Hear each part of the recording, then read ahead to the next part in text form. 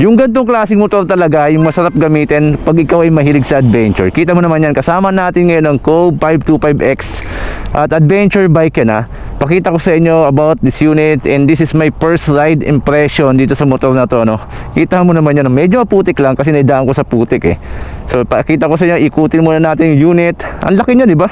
215 kilograms. Tapos yung kanyang ground clearance is 210 mm. At yung kanya pong seat height is 820 mm yung seat height niyan. So kaya-kaya naman sa mga typical type na Pilipino, mga think mga 5'6", 5'7", abot-abot po ninyo yan, oh. Alright, may 525 tayo dito. Alright, unahin natin. Ang sukat ng gulong sa unan is 110/80 by 19, of course tubeless yan, naka spoke wheels tayo. Ang ating suspension is KYB adjustable preload, at ang kanya pong braking system tayo po naka dual disc. At the same time ay may ABS po yan, at naka Brembo caliper tayo, diba? As you can see, oh, talaga namang hindi tinipid dito ni Cove itong motor na to, ano? And then yung ilaw niya, yan po, ilaw niya LED lahat yan, maging ang kanya pong turn signals LED yan, hindi lang adjustable yung kanyang windshield, diba? Hindi siya adjustable, oh. And then ang sukat ng gulong sa likod is 150/70 by 17, tubeless, dual sport yung gulong natin. At ang suspension niya, of course, KYB adjustable preload suspension yan. At naka disc brake tayo na may ABS. And then of course, kanyang muffler, diba? Dalawang butas ng kanyang muffler, oh. Ganda. And then of course, tayo po ay may ano na dito, ready for top box. So most of the time talaga pag mga adventure bike, may mga top box yan. At the same time, may mga bag pa sila nilalagay dito. Alright, talagang madaming gamit kayo na pwedeng ilagay kapag nilagay nyo po ng bag yan, at saka top box, ano. And then ang kanya pong tangke is 20 liters yung capacity, at siya po ay nag-average ng 23.8 kilometers per liter. So depende naman sa paggamit natin ng unit, ano. Alright, ayan, ang ganda. And then of course, tayo po ay may lever guard na tayo dito. Adjustable yung kanyang clutch and brake lever, no. Alright, adjustable yan. Yung ating brake lever, adjustable yan, no. Alright, ang ganda.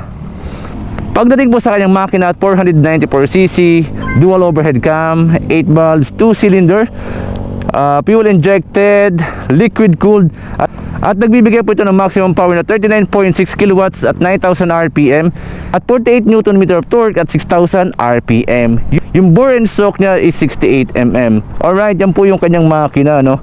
Kaya kung talagang mahilig po kayo sa mga adventure, isa ito sa mga unit na may recommend natin, na ang presyo po nito is 398,800 pesos, at available po ito sa Bristol, Lucena. Yung Bristol, Lucena po is madali siya matagpuan kasi siya po ay malapit lang sa SM City, Lucena. Ayun, lalagyan natin yung contact number dyan, ha. Para at least kung kayo po may katanungan ay pwede nyo pong tawagan or i-text yung kailan pong contact number. Alright, ganda, di ba? May crash guard ready rin tayo dito, no?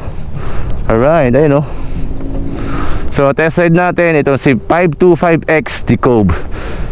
At doon sa mga naghahanap dyan, of course, ng ating balaklava na ginagamit, maganda itong ginagamit ko to, Rock Bros balaklava, malamig sa mukha. Alright, masarap suotin itong balaklabang ginagamit kong ito. So let's go, test drive natin si Cove 525X.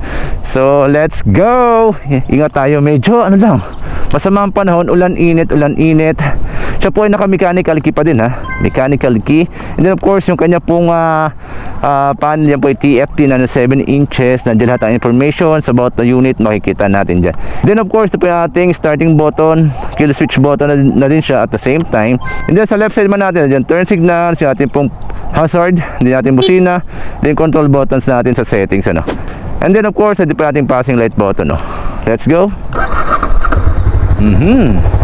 Kami tunog, 2 cylinder.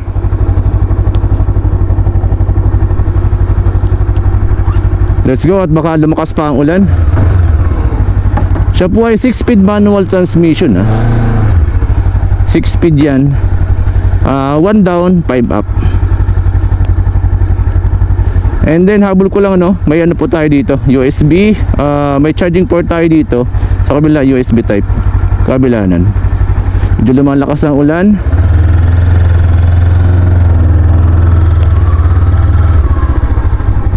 .511 ako, in reference can at kaliwang pa ako, abot naman ano, sa semento, sa kalsada.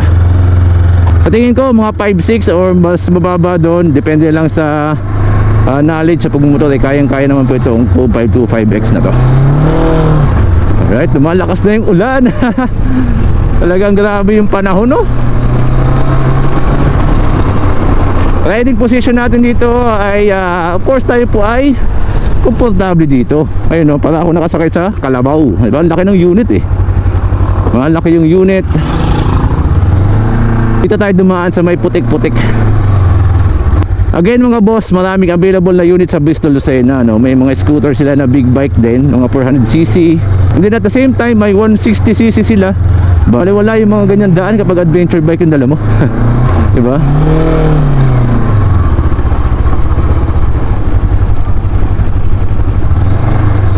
Maraming available po doon sa Bristol Lucena na unit.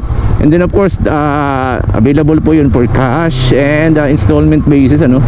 Yung mga unit nila doon. Mag-inquire lang po kayo kung kayo may katanungan about the unit, ano? Yung total response niya is napaka-accurate, di ba? Pag piga mo talaga, itatakbo ka niyan. And then yung gear transition niya, napaka-smooth, di ba?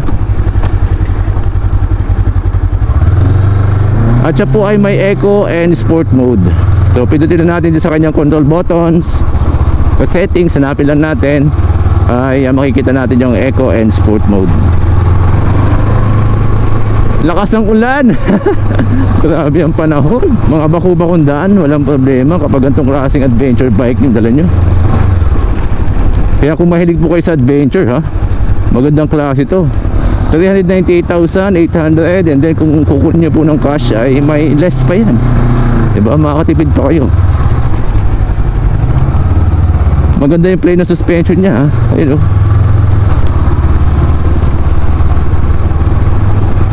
Namit ko na ito kahapon sa highway. At ayun, maganda naman yung performance nya. Sulit na sulit din talaga. Ito naman, kahit saan mo dalhin eh, mapa highway, mapa baku-bakong daan, mapa bundok, mapa maputik, mapa basa, walang problema.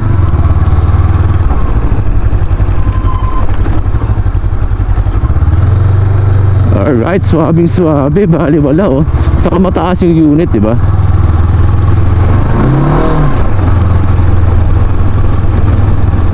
Hanggang dito lang vlog natin mga boss. Short review lang to ng 525X. Kung kayo po ay may makatanungan, so mag-comment lang po kayo sa ating comment section. At kung kayo po ay available po ito sa Bristol Lucena, no?